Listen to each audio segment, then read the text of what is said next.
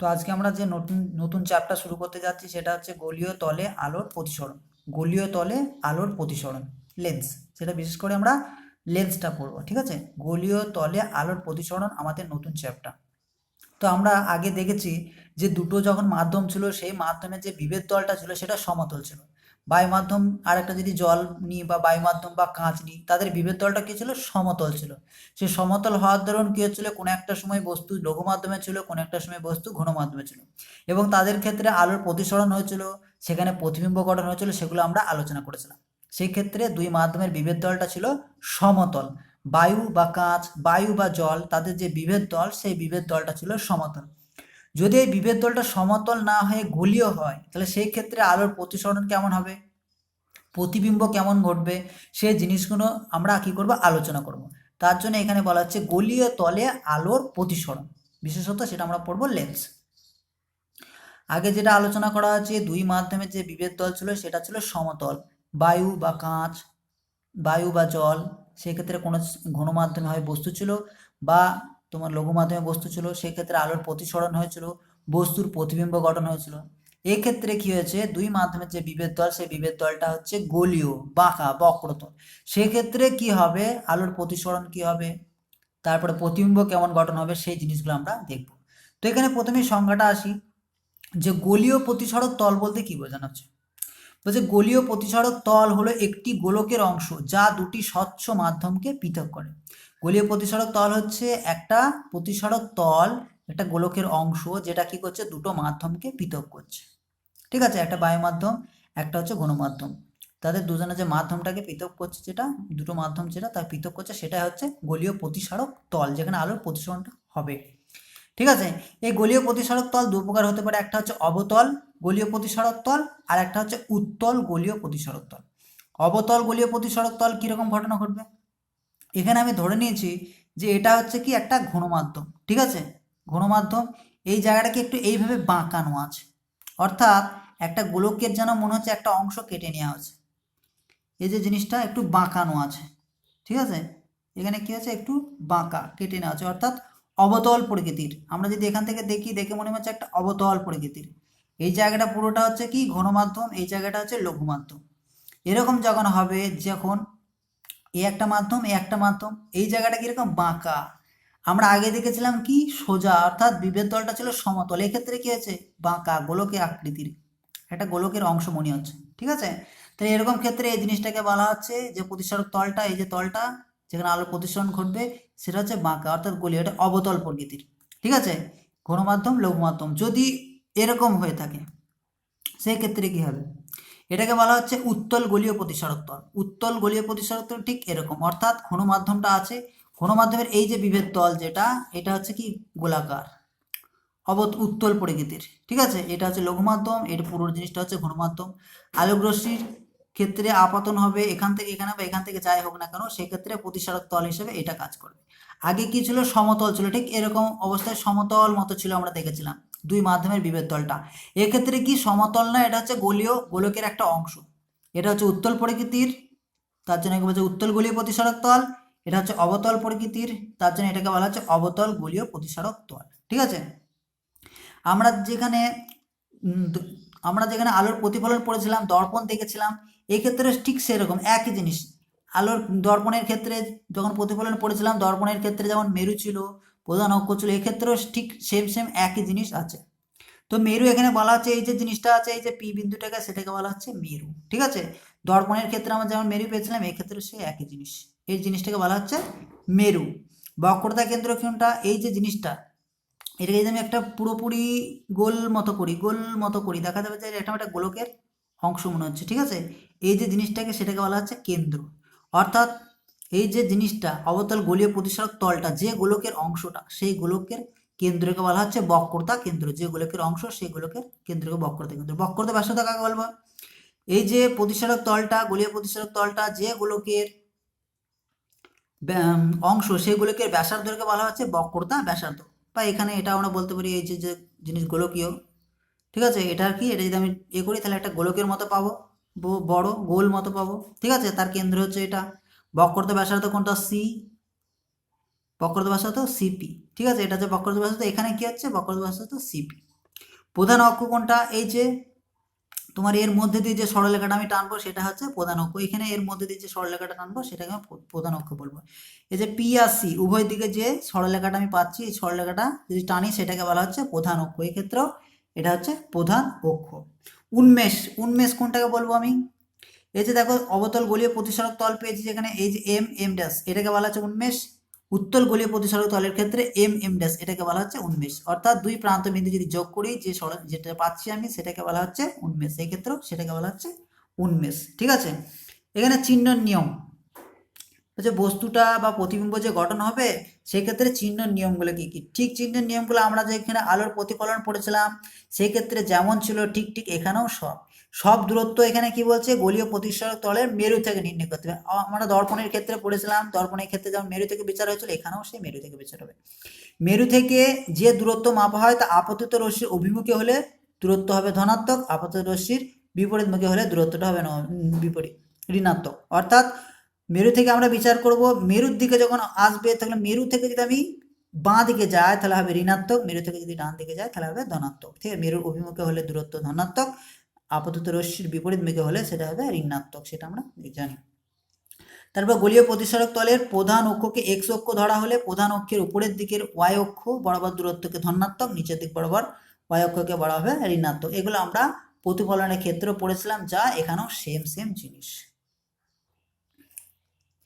এবার যেটা আমরা দেখব যে অবতল যে প্রতিসারক তলে সেই প্রতিসারক তলে প্রতিসরণটা কেমন ঘটে সেটা আমরা দেখব। ঠিক আছে, অবতল তলে প্রতিসরণটা কেমন ঘটে সেটা আমরা দেখব।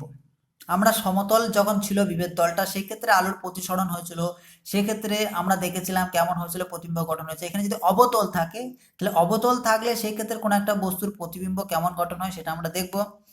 আর এখানে আমরা একটা সূত্র পাবো, সেই সূত্রটাও দেখব। সেই সূত্রটাকে বলা হবে গাউসের সমীকরণ, সেই জিনিসটা আমরা দেখব। তো এখানে অবতল তলে প্রতিসরণ হলে কি ঘটনা ঘটছে আমরা দেখছি। বস্তু কি সৎ বস্তু আছে, লঘু মাধ্যমে অবস্থান করছে, আর উৎপন্ন প্রতিবিম্ব অসৎ। তো এখানে আমরা কি দুটো মাধ্যম নিয়েছি, অর্থাৎ একটা অবতল প্রতিসারক তল নিয়েছি। এই যে অবতল প্রতিসারক তল, ঠিক আছে, এটার এটার প্রতিসারাঙ্ক কি মিউ2, এটার যে প্রতিসারাঙ্ক হচ্ছে মিউ1। ঠিক আছে, এইখানে লঘু মাধ্যম, এর প্রতিসারাঙ্ক কি মিউ1, এর প্রতিসারাঙ্ক হচ্ছে মিউ2। ঠিক আছে, এবার এখানে আমি বলছি এম পি পি ড্যাশ, এই যে তলটা আছে এটা হচ্ছে অবতল তল, অবতল প্রতিসারক তল। ঠিক আছে, এখানে কি হয়েছে, বাঁ দিকে যে বস্তুটা রাখা থাকবে এই জায়গায় করে সেইখানে কি হচ্ছে প্রতিসরাঙ্ক হচ্ছে মিউ1, ডান দিকে যে জায়গাটা সেটা হচ্ছে প্রতিসরাঙ্ক হচ্ছে মিউ2। ঠিক আছে, অবতল প্রতিসারক তলে বস্তুর প্রতিসরণ ঘটবে, আলোর প্রতিসরণ ঘটবে, বস্তুর প্রতিবিম্ব গঠন হবে, সেই জিনিসটা আমরা দেখবো এখানে। তো এখানে আমি ধরে নিলাম যে এ যে ও বিন্দু, এই ও বিন্দুতে কি একটা বস্তু রাখা আছে। ঠিক আছে, ও বিন্দুতে একটা বস্তু রাখা আছে এবং তার থেকে কি হচ্ছে আলোক রশ্মি একটা সোজা প্রধান অক্ষ বরাবর চলে গেছে এদিক বরাবর।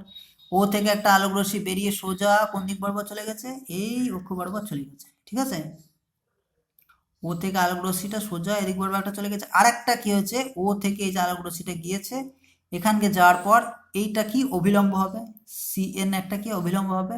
তাহলে যেহেতু এটা ঘন মাধ্যম তাহলে অভিলম্বের দিকে বেঁকে যাবে, একটু অভিলম্বের দিকে বেঁকে গেছে।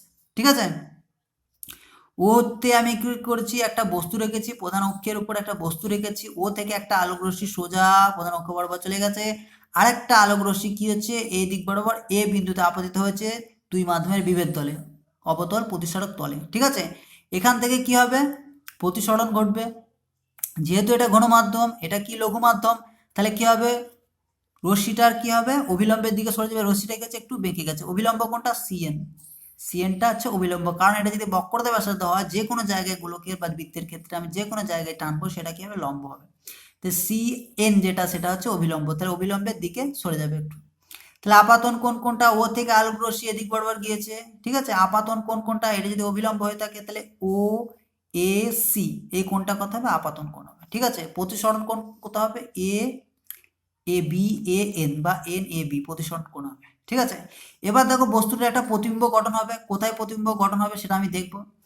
এখন দেখো ও থেকে যে আলোক রশ্মি দুটো বেরিয়েছে, একটা সোজা এদিক বরাবর চলে যাচ্ছে বি দিকে বরাবর, আর একটা কি হচ্ছে সোজা এদিক ও পি বরাবর চলে যাচ্ছে, এদিক বরাবর ও সোজা না গিয়ে কি হচ্ছে প্রতিসরণ পরে একটু অবিলম্বের দিকে বেঁকে চলে গেছে। এখন দেখো এই দুটো রশ্মি কখনো কি মিলিত হবে, কখনো মিলিত হবে না, তাহলে প্রতিবিম্ব কোথায় গঠন হবে, এখন দেখো এই দুটো রশ্মিকে যদি আমি পিছন দিকে বাড়াই, এটাকে আমি পিছন দিকে বাড়ালাম, এটাকে কি করছে এই যে এবিটিকে যদি আমি পিছন দিকে বাড়াই ডট ডট ডট ডট দিয়ে, তাহলে দেখা যাবে এই জায়গায় মিলিত হচ্ছে। এই যে বি এ যেটাকে আমি বলছি, এই যে বি এটাকে যদি আমি পিছন দিকে বাড়াই, তাহলে কি হবে, এই যে বি এ এটাকে যদি আমি পিছন দিকে বাড়াই, এই যে কালো কালি দিয়ে দাগটা দেওয়া আছে সেটা কত এই জায়গায় মিলিত হবে।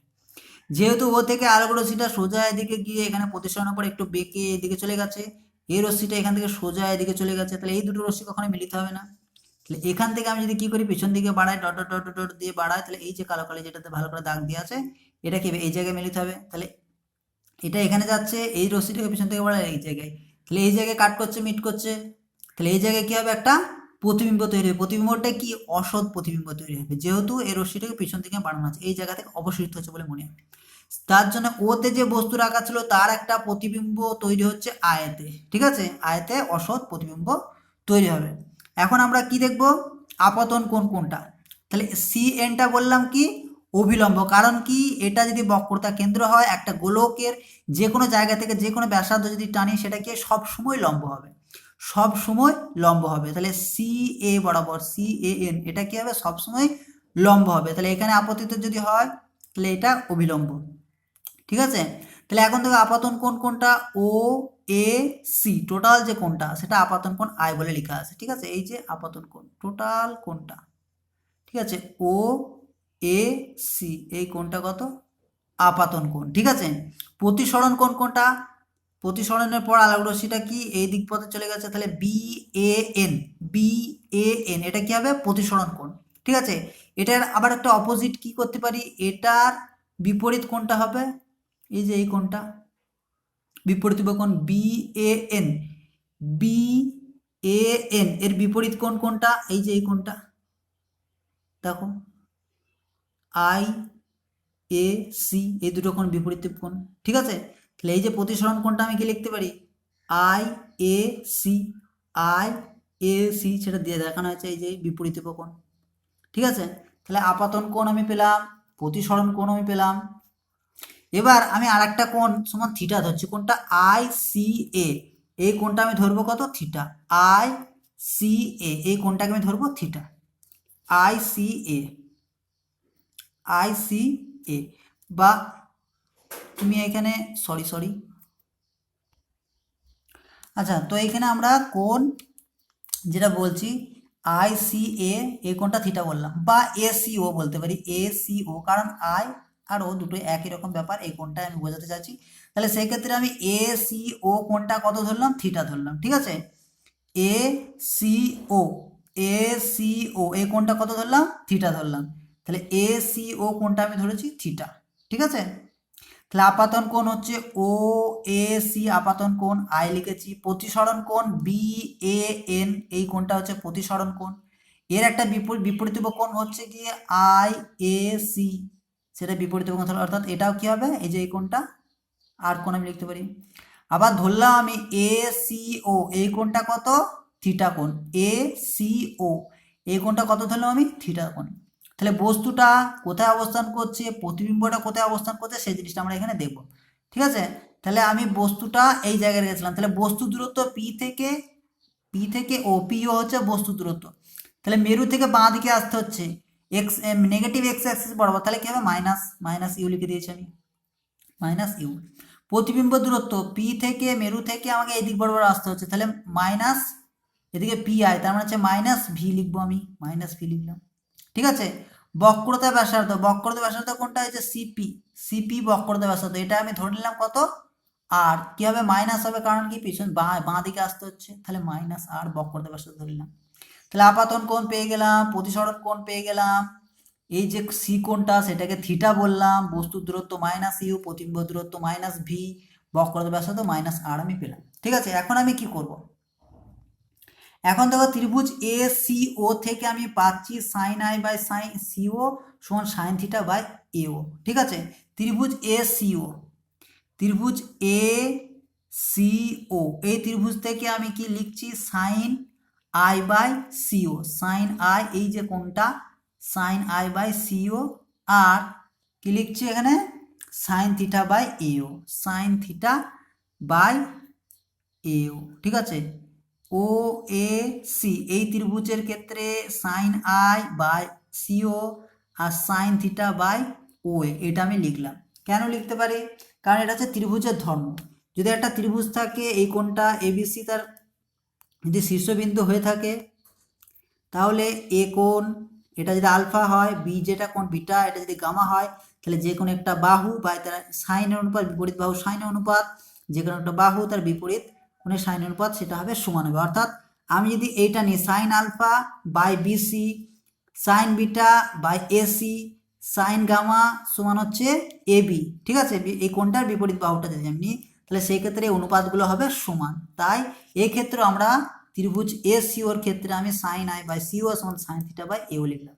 তাহলে এবার কি করলাম, সাইন থিটাটাকে এদিকে নিলাম, sine I by sine theta সমান হচ্ছে সিও বাই এও, এটা সমান 1 নম্বর সমীকরণ আমি দিলাম। Sine I by sine theta সমান সিও বাই এও আমি লিখলাম। আবার ত্রিভুজ এ সি আই থেকে, ত্রিভুজ এ সি আই এই ত্রিভুজ থেকে আমি কি লিখতে পারি, sine R by C I সমান sine theta by A I, ঠিক আছে। A C I, A C I, A C I এই ত্রিভুজ থেকে, এ সি আই এই ত্রিভুজ থেকে আমি কি লিখতে পারি, সাইন আর এই কোণটা কত, আর sine R by C I আর সাইন থিটা সমান হচ্ছে এ আই, ঠিক কিনা। সাইন আর এই যে এই কোণটা, সাইন আর তার বিপরীত বাহু কোণটা আইসি, ঠিক আছে। সাইন থিটা বিপরীত বাহু কোণটা আই ই, সেটাই লেখা আছে এখানে, ঠিক আছে। Sine R by CI by IC বা যেগুলো বলতে পারো সাইন থিটা বাই এআই, সেটাই লেখা হয়েছে। তাহলে সাইন থিটা এটা নিচে করে দিলাম আমি, সিআইটা উপরে চলে গেলে সিআই বাই এআই সমান হচ্ছে 2 নম্বর সমীকরণ আমি দিলাম এখানে, ঠিক আছে। এবার দেখো এ বিন্দুতে যদি আমি স্নেলের সূত্র প্রয়োগ করি, এই যে এ বিন্দু, এই বিন্দুতে আমি যদি স্নেলের সূত্র প্রয়োগ করি, তাহলে এখানকার প্রতিসরাঙ্ক কত, মিউ 1 ধরেছি, মিউ 1 সাইন আই সমান হচ্ছে মিউ 2 সাইন আর লিখবো আমি। এই জায়গায় স্নেলের সূত্র আমি প্রয়োগ করব, তাহলে আপাতন কোণের সাইন আর প্রতিসরাঙ্ক আর হচ্ছে গিয়ে তোমার দ্বিতীয় যেটা প্রতিসরণ কোণের সাইন আর দ্বিতীয় মাধ্যমে যে প্রতিসরাঙ্ক, এই দুটো কি হচ্ছে সমান হয়, সেটা আমরা লিখব। তাহলে মিউ 1 সাইন আই সমান মিউ 2 সাইন আর, এটা আমি লিখব, সেটাই লেখা হয়েছে mu 1 sine I by mu 2 sine R, সেটাই লিখলাম আমি। এবার উভয় পাশে কি করছি, আমি সাইন থিটা দিয়ে ভাগ করে দিচ্ছি, উভয় পাশে সাইন থিটা দিয়ে আমি ভাগ করে দিলাম, ঠিক আছে। এখন দেখো সাইন আই বাই সাইন থিটার মানটা কত পেয়েছি আমি, sine I by sine theta মানটা কত পেয়েছি, CO by AO, CO by AO, তাহলে মানটা আমি এখানে বসিয়ে দিলাম সিও বাই এও। আবার দেখো এখানে sine R by sine theta এটা সমান কি পেয়েছি, সিআই বাই এআই, সেটাই বসিয়ে দিচ্ছি, ঠিক আছে। মান যেগুলো পেয়েছিলাম বসিয়ে দিলাম।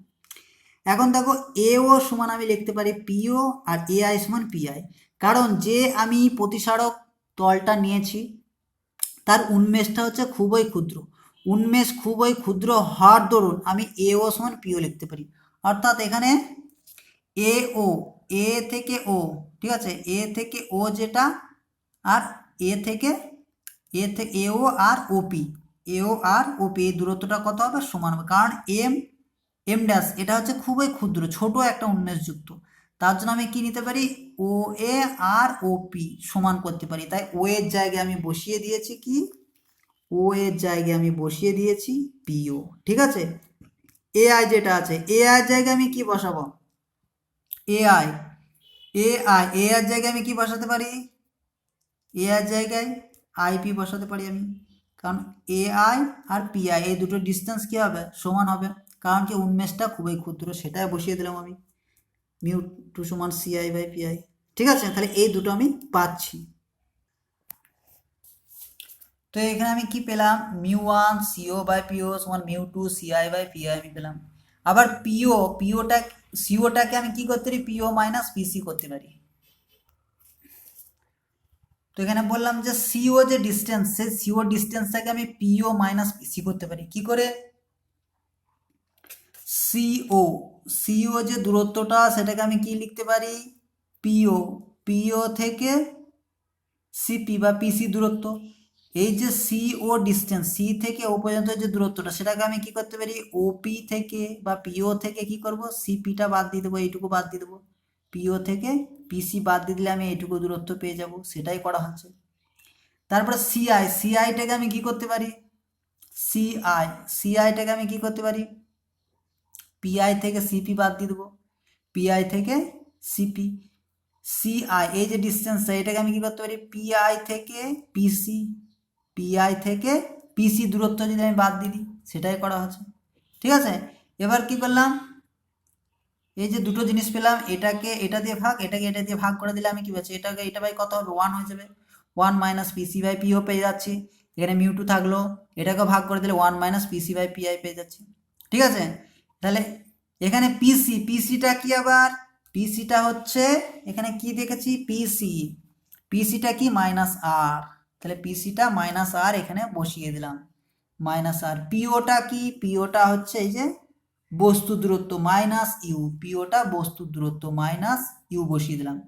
ঠিক আছে, পিসিটা কি মাইনাস আর বসিয়ে দিয়েছি। পিআইটা কি, পিআইটা হচ্ছে প্রতিবিম্ব দূরত্ব, পিআই হচ্ছে প্রতিবিম্ব দূরত্ব মাইনাস ভি।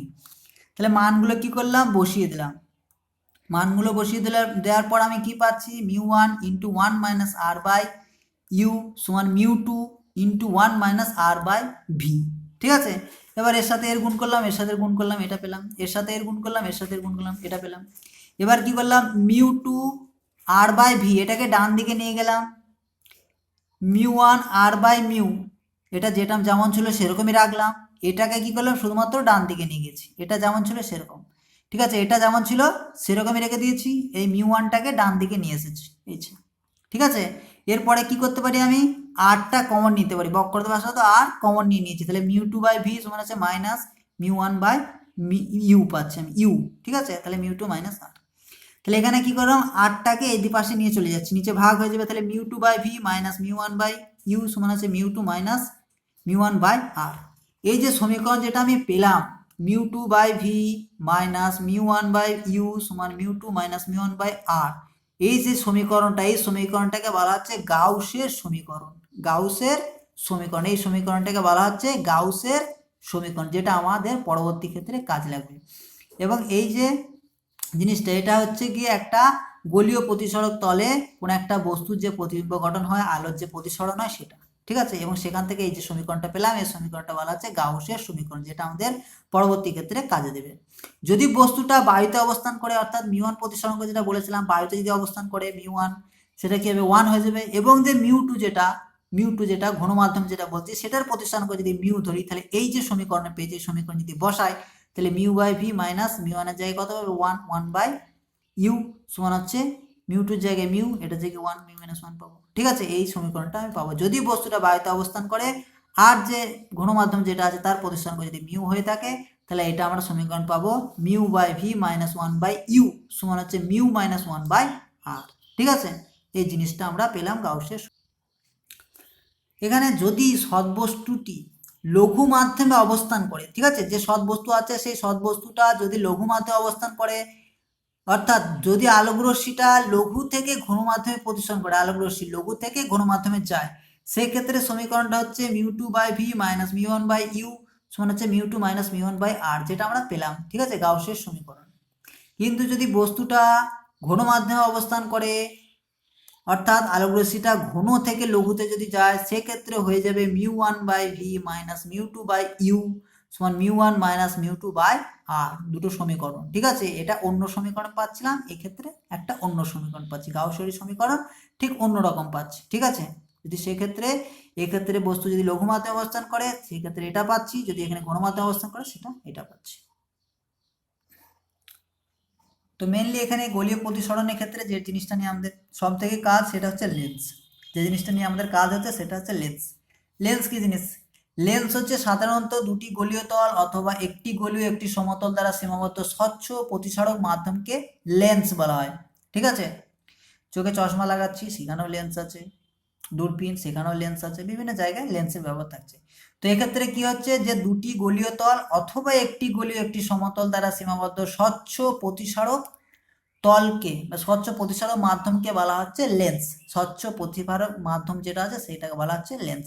ঠিক আছে, গলীয় তল এখানে প্রতিসরণ ঘটবে, এখানে আমরা লেন্স নিয়ে কাজ করবো। সে লেন্সের সংজ্ঞা বলছে দুটি গলীয় তল অথবা একটি গলীয় একটি সমতল দ্বারা সীমাবদ্ধ স্বচ্ছ প্রতিসরক মাধ্যমকে বলা হচ্ছে লেন্স। লেন্স হচ্ছে দুই প্রকার, একটা হচ্ছে উত্তল লেন্স আর একটা হচ্ছে অবতল লেন্স। উত্তল লেন্সকে বলা হয় অভিসারী আর অবতল লেন্সকে বলে অপসারী। উত্তল লেন্স দেখতে কেমন, ঠিক এরকম ধরনের উত্তল লেন্স হয়। অবতল লেন্স যেটা হচ্ছে কনকেভ, ঠিক এরকম ধরনের দেখতে হয়। ঠিক আছে, এর মাধ্যমে দিয়ে আলোর প্রতিসরণ ঘটে এবং প্রতিবিম্ব তৈরি হয়। উত্তল লেন্সের আবার তিনটে ভাগ। উত্তল লেন্সের তিনটে ভাগ, একটা হচ্ছে উভত্তল, একটা হচ্ছে গিয়ে সমতল উত্তল, একটা হচ্ছে অবতল উত্তল।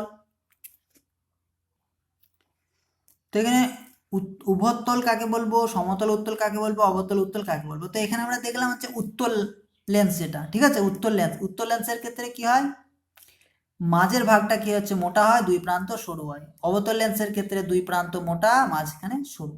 উত্তল লেন্সের কি বললাম, তিনটে ভাগ, একটা হচ্ছে উভত্তল। উভত্তল কথার অর্থ হচ্ছে দুটো তলই উত্তল। দেখো এখানে এ একটা তল যেটা সেটা উত্তল, এ একটা তল হচ্ছে সেটা উত্তল।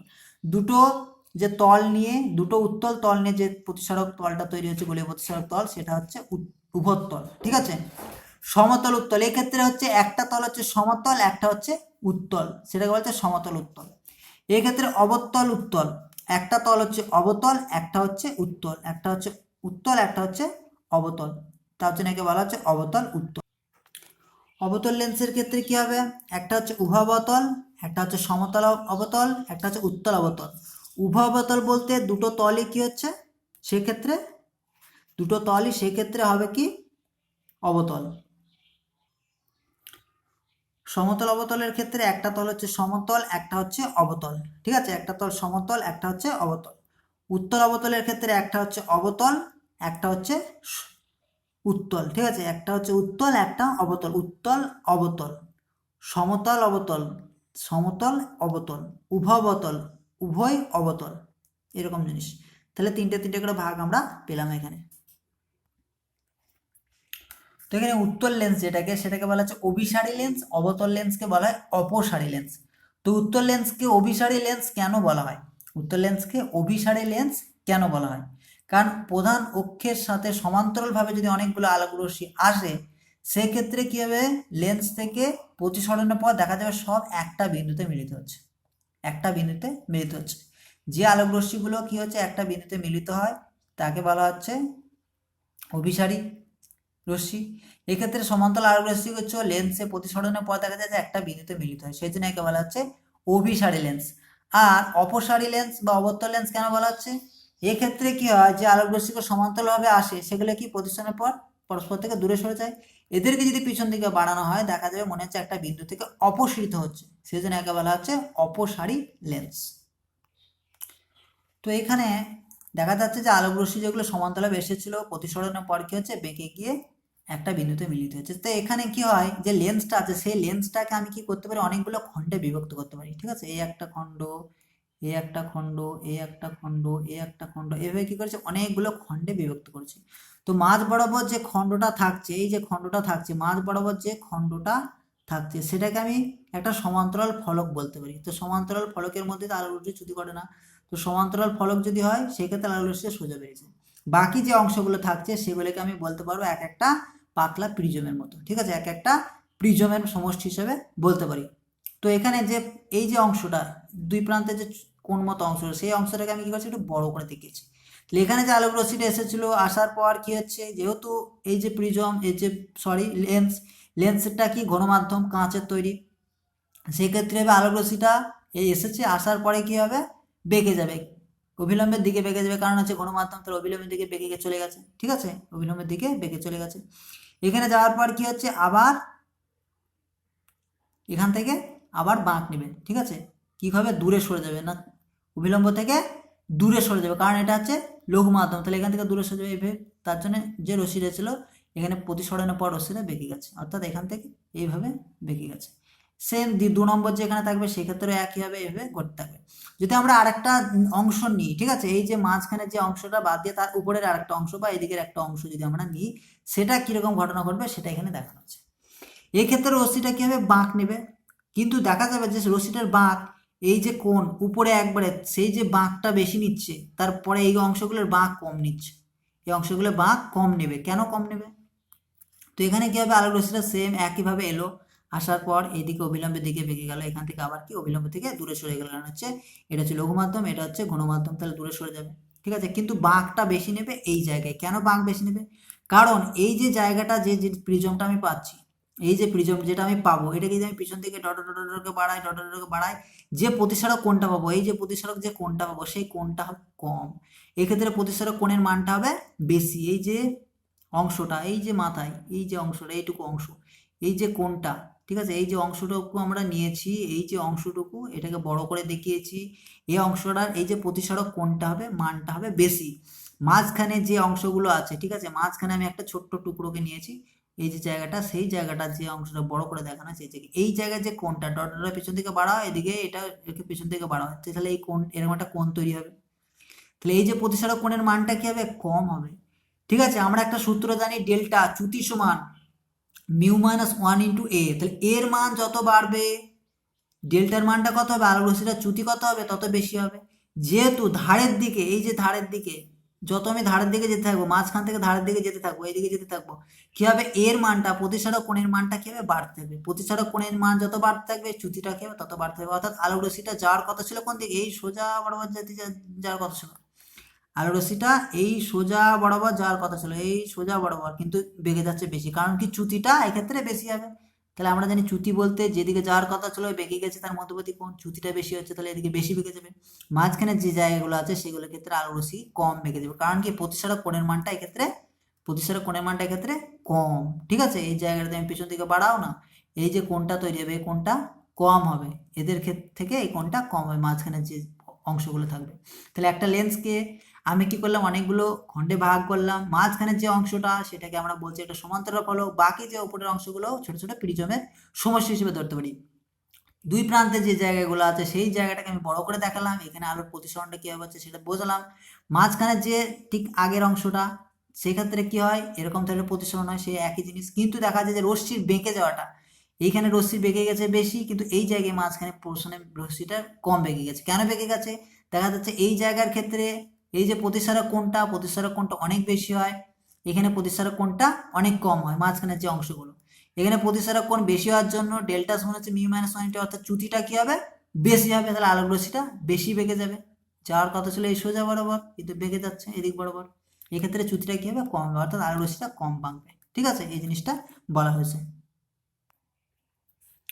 এখানে একটা জিনিস বলছে, উত্তল লেন্সের অবতল লেন্সের মতো এবং অবতল লেন্সের উত্তল লেন্সের মতো আচরণ।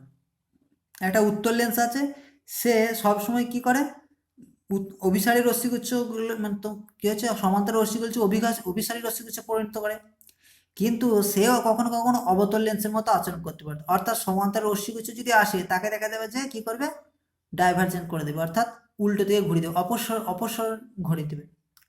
আবার অবতল লেন্স যেটা আছে সেটা কি করবে, উত্তল লেন্সের মতো আচরণ করবে, অর্থাৎ রশ্মিগুলো কি করবে, একটা জায়গায় মিট করিয়ে দেবে। কি হয় ঘটনাটা দেখবো আমরা। এখানে দেখলাম যে উত্তল লেন্স কি হচ্ছে, অভিসারী লেন্স, কারণ কি, সমান্তরাল রশ্মিগুচ্ছকে একটা বিন্দুতে মিলিত করছে, সমান্তরাল রশ্মিগুচ্ছ প্রতিসরণের পর একটা বিন্দুতে মিলিত হয়।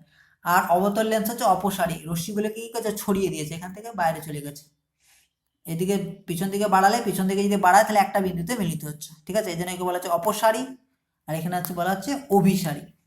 ঠিক আছে, তো এখানে বলছে উত্তল লেন্সের অবতল লেন্সের মতো, অর্থাৎ অপসারী লেন্সের মতো আচরণ করবে, অবতল লেন্স উত্তল লেন্সের মতো আচরণ করবে। তো কখন এই ঘটনাটা ঘটবে? তো এখানে আমি ধরে নিয়েছি যে যে উত্তল লেন্সের যে প্রতিসারাঙ্ক সেটা হচ্ছে মিউ। উত্তল লেন্সের প্রতিসারাঙ্ক আমি ধরে নিলাম কত, মিউ। আর বাইরের যে দুই মাধ্যম আছে, এই একটা মাধ্যম, এই একটা মাধ্যম, এই যে দুই মাধ্যম, সেই মাধ্যমের প্রতিসারাঙ্ক মিউ ওয়ান। ঠিক আছে, দুই মাধ্যমের প্রতিসারাঙ্ক ধরে নিলাম আমি কি, মিউ ওয়ান। এটা হচ্ছে মিউ ওয়ান, এটাও মিউ ওয়ান। প্রিজমের প্রতিস্থানাঙ্ক হচ্ছে মিউ। এবং এই যে পারিপার্শ্বিক মাধ্যমের প্রতিস্থানাঙ্কটা আমি কি ধরে নিচ্ছি কি, বেশি, greater than mu one, greater than mu ধরে নিয়েছি, mu one greater than mu. তাহলে আলোক রশ্মি যখন আসবে প্রিজম থেকে প্রতিসরিত হওয়ার পর কি হবে, দূরে চলে যাবে, এখান থেকে দূরে চলে যাবে। ঠিক আছে, তাহলে এইখান থেকে এদিকে চলে গেল, এখান থেকে রশ্মির এদিকে চলে গেল, এদিকে আমি যদি পিছন থেকে বাড়াই দেখা যাবে এই জায়গায় মিলিত হবে, যদি পিছন থেকে বাড়াই এই জায়গায় মিলিত হবে, অর্থাৎ মনে হবে যে অপসরণ ঘটছে রশ্মিগুলো। ঠিক আছে, অপসৃত হচ্ছে। তাহলে একটা উত্তল লেন্স কি করছে, অবতল লেন্সের মতো আচরণ করছে। আবার এক্ষেত্রে কি হবে, অবতল লেন্সটা উত্তল লেন্সের মতো আচরণ করবে, সমান্তরাল আসবে, আসার পর এখান থেকে কি হবে, প্রতিসরণের পর এই দিক বরাবর চলে যাবে, এটাও কি হবে এই দিক বরাবর চলে যাবে, তাহলে এই জায়গায় মিট করবে, ঠিক আছে, একটা জায়গায় মিট করবে, অর্থাৎ অভিসারী লেন্সের মতো বা অভিসারী রশ্মিগুচ্ছ তৈরি করবে। তাহলে এইভাবে কি হচ্ছে, একটা উত্তল লেন্স অবতল লেন্সের মতো এবং একটা অবতল লেন্স উত্তল লেন্সের মতো আচরণ করছে। যদি কি হয় সেক্ষেত্রে যে প্রিজমটা, সেক্ষেত্রে লেন্স যেটা রাখা আছে সেই লেন্সটার প্রতিসারাঙ্ক পারিপার্শ্বিক মাধ্যমের প্রতিসারাঙ্ক থেকে কম হয়। এই যে লেন্সের প্রতিসারাঙ্কটা কম, পারিপার্শ্বিক মাধ্যমের প্রতিসারাঙ্ক বেশি। এবার আসে লেন্স সম্পর্কিত কয়েকটি তথ্য। লেন্স সম্পর্কিত আরো কিছু তথ্য যেমন আছে, এখানে আমরা লেন্স দেখলাম, দেখিয়েছি এ একটা লেন্স, এ একটা লেন্স, এ একটা লেন্স, এ একটা লেন্স, ঠিক আছে। এই লেন্সের বিভিন্ন ধরনের বিভিন্ন থাকে, যেমন আমরা দর্পণের ক্ষেত্রে দেখেছিলাম প্রধান অক্ষ, বক্রতা ব্যাসার্ধ, তারপরে হচ্ছে গিয়ে উন্মেষ, এইসব জিনিসগুলো আমরা দেখেছিলাম। এক্ষেত্রেও আমরা সেম একই জিনিস দেখবো। তো বক্রতা ব্যাসার্ধ, প্রথমে আসছি বক্রতা ব্যাসার্ধ। বক্রতা ব্যাসার্ধ কাকে বলবো, লেন্সের যে তলগুলো যে গোলকের অংশ, সেই গোলকের কেন্দ্রকে বলা হচ্ছে বক্রতা কেন্দ্র। লেন্সগুলো এক একটা তল যেটা, সেই যে তলগুলো যে গোলকের অংশ, সেই গোলকের কেন্দ্রকে বলা হচ্ছে বক্রতা কেন্দ্র। এখানে C1টা হচ্ছে এই যে জিনিসটা আছে, এই যে প্রতিসারক তলটা আছে, ঠিক আছে, এই যে প্রতিসারক তল, এই প্রতিসারক তলের কেন্দ্র এটা, আর এই প্রতিসারক তলের এই যে এটা কেন্দ্র, বক্রতা কেন্দ্র, এই দুটোকে বলা হচ্ছে বক্রতা কেন্দ্র, ঠিক আছে। এই লেন্সটার ক্ষেত্রে বক্রতা কেন্দ্র, এটার ক্ষেত্রে বক্রতা কেন্দ্র। যদি লেন্সের একটি তল সমতল হয় তাহলে বক্রতা কেন্দ্র লেন্সের কি হবে, অসীম হবে। একটা তল যদি সমতল হয়ে যায়, একটা তল এখানে সমতল, দেখো একটা তল হচ্ছে সমতল, যদি সমতল হয়ে যায় সেক্ষেত্রে বক্রতা কেন্দ্র অসীম, এই ক্ষেত্রে কি হবে, বক্রতা কেন্দ্র অসীম পাবো আমরা। তাহলে বললাম যে এখানে যদি একটা সমতল হয়, একটা তল সমতল হয়, তাদের ক্ষেত্রে বক্রতা কেন্দ্র যেটা হবে অসীম, ঠিক আছে, অসীমে গঠন হবে, তাহলে বক্রতা কেন্দ্রগুলো অসীম, এই ক্ষেত্রে বক্রতা কেন্দ্র অসীম পাবো। এই দুজনের ক্ষেত্রে বক্রতা কেন্দ্র, এই যে যেটা আছে এর কেন্দ্র কোনটা, এটা একটা গোলক যদি আমি টানি তার কেন্দ্র এটা হবে। এই যে তলটা আছে এর ক্ষেত্রে কেন্দ্র এটা হবে, এর ক্ষেত্রে কি হবে এটা, এর ক্ষেত্রে এটা, ঠিক আছে। এই জিনিসগুলো হচ্ছে বক্রতা কেন্দ্র। বক্রতা ব্যাসার্ধ কাকে বলবে, প্রতিসারক তল দুটি যে গোলকের অংশ, সেই গোলকের ব্যাসার্ধকে বলা আছে বক্রতা ব্যাসার্ধ। এখানে এ সি টু এটা হচ্ছে বক্রতা ব্যাসার্ধ, ঠিক আছে, A C2 এটাকে যদি একটা তুমি এতে পরিণত করে ডট ডট দেবে, বড় একটা গোলকের মতো আকার ধারণ করো, ঠিক আছে, একটা গোলকের মতো আকার ধারণ করো, তাহলে এটা কি হবে, ব্যাসার্ধ হয়ে যাবে A C2। এক্ষেত্রে এটাকে যদি তুমি এভাবে টানো, এটাকে যদি একটা গোলকের মতো আকার দাও, ঠিক আছে, তাহলে কি হবে BC1, এটা কি হবে বক্রতা ব্যাসার্ধ। এক্ষেত্রে সেম একই জিনিস বক্রতা ব্যাসার্ধ বলবো আমরা। তাহলে লেন্সের একটি তল যদি সমতল হয় বক্রতা ব্যাসার্ধ কি হবে, অসীম হবে। যেমন আমরা দর্পণের ক্ষেত্রে, সমতল দর্পণের ক্ষেত্রে আমরা পড়েছিলাম যে বক্রতা ব্যাসার্ধ অসীম, এই ক্ষেত্রে কি হবে, বক্রতা ব্যাসার্ধ অসীম হবে, এই ক্ষেত্রে কি হবে, বক্রতা ব্যাসার্ধ অসীম পাবো আমরা, ঠিক আছে। তারপর হচ্ছে সরু বা পাতলা লেন্স, কোনো লেন্সের বেধ যদি তার দুটি পৃষ্ঠতলের বক্রতা ব্যাসার্ধের তুলনায় খুব ক্ষুদ্র হয়, বেধ অর্থাৎ মোটাটা খুবই যদি ক্ষুদ্র হয়, তাহলে সেই ক্ষেত্রে লেন্সকে আমরা সরু লেন্স বলবো। প্রধান অক্ষ C1 C2 এটাকে বলে যে প্রধান অক্ষ, অর্থাৎ মাঝ বরাবর, এই মাঝ বরাবর যে রেখাটা আমি টানছি, এই দুটো কেন্দ্র, এই যে বক্রতা কেন্দ্র দুটো বরাবর আমি যে সরলরেখাটা টানবো সেটা হচ্ছে কি বক্রতা, সেটা হচ্ছে তোমার, সেটাকে কি বলবো আমরা, প্রধান অক্ষ বলবো, ঠিক আছে। এই যে বক্রতা কেন্দ্র এইদিকে আমি সরলরেখা টানলাম, এখানে সরলরেখা টানলাম, এইগুলোকে বলা হচ্ছে প্রধান অক্ষ বলা আছে, ঠিক আছে, প্রধান অক্ষ। এক্ষেত্রেও আমরা প্রধান অক্ষ যেটা বলবো, এই জায়গাটাকে বলবো প্রধান অক্ষ, এই যে জায়গাটা প্রধান অক্ষ, এর ক্ষেত্রে এই জায়গাটা হচ্ছে প্রধান অক্ষ, এক্ষেত্রে এই জায়গাটা প্রধান অক্ষ, এক্ষেত্রে এই জায়গাটা প্রধান অক্ষ বলবো আমরা। হচ্ছে আলোক কেন্দ্র, আলোক কেন্দ্র কাকে বলে, একটা আলোক রশ্মি ধরে নিলাম একটা লেন্সের একটি তলে আপতিত হলো, আপতিত হওয়ার পর লেন্সের মধ্যে প্রতিসরণের পর যে রশ্মিটা বেরোচ্ছে, সে যদি আপতিত রশ্মি সমান্তরালভাবে নির্গত হয়, সমান্তরালভাবে নির্গত হয় এবং ওই যে রশ্মিটা লেন্সের মধ্যে দিয়ে যাচ্ছে, প্রধান অক্ষকে যে বিন্দুতে ছেদ করবে সেই বিন্দুটাকে বলা হচ্ছে আলোক কেন্দ্র। কোন একটা আলোক রশ্মি লেন্সের মধ্যে দিয়ে গেল, একটি তলে আপতিত হয়ে লেন্সের মধ্যে দিয়ে, আপতিত হওয়ার পর লেন্সের মধ্যে দিয়ে প্রতিসরণের পর যেটা বেরিয়ে যাচ্ছে সেটা যদি প্রধান যে আপতিত রশ্মি তার সমান্তরাল হয়, এবং এই যে রশ্মিটা লেন্সের মধ্যে দিয়ে গিয়েছে সেটা যদি প্রধান অক্ষকে যে বিন্দুতে ছেদ করবে সেটা হচ্ছে আলোক কেন্দ্র, এখানে ও হচ্ছে আলোক কেন্দ্র। এ থেকে এবি একটা আলোক রশ্মি এসেছিল, আসার পর লেন্সের মধ্যে দিয়ে বিসি পথে গিয়েছে, লেন্স থেকে যখন বেরিয়েছে সিডি পথে বেরিয়ে গেছে, অর্থাৎ এই যে এবি রশ্মিটা সিডি রশ্মিটা সমান্তরাল। তাহলে এখানে বলা আছে যে আপতিত রশ্মি আর প্রতিসরিত রশ্মি যদি সমান্তরাল হয়, ঠিক আছে, লেন্স থেকে যেটা বেরিয়ে যাচ্ছে, এবং লেন্সের মধ্যে দিয়ে যে রশ্মিটা যাচ্ছে প্রধান অক্ষকে যে বিন্দুতে ছেদ করবে সেটা হচ্ছে আলোক কেন্দ্র, অর্থাৎ ও হচ্ছে আলোক কেন্দ্র। ঠিক আছে, তাহলে এই জিনিসগুলো আমরা দেখলাম লেন্স সম্পর্কিত কয়েকটি তথ্য। পরবর্তী ক্লাসে আমরা আরও কিছু তথ্য নিয়ে আলোচনা করব।